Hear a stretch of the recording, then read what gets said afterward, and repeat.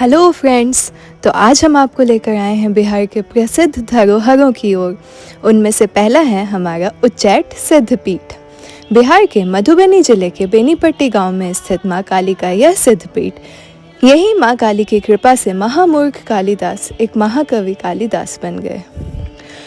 और जिस टहनी पर बैठे हों उसी टहनी को काटने वाले ने कितने प्रसिद्ध ग्रंथों की रचना कर डाली। जय मां काली। माँ की असीम कृपा यहाँ बरसती है। लोगों की मान्यता है कि जो भी मनोकामना मांग यहाँ से जाते हैं वहाँ माँ की कृपा से ज़रूर पूरी होती है। जय माँ काली, जय महाकाली। अब हम आते हैं अपने दूसरे पड़ाव पे। यह है अहिल्या स्थान। रामायण कालीन प्रसिद्ध अहिल्या स्थान हमारे बिहार के दरभंगा जिले के अहियारी गांव में स्थित है। यह मंदिर काफ़ी बरसों पुराना है।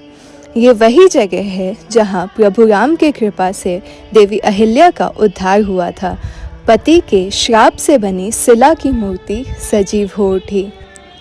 जय सिया राम, जय हनुमान, जय श्री राम, जय सिया राम।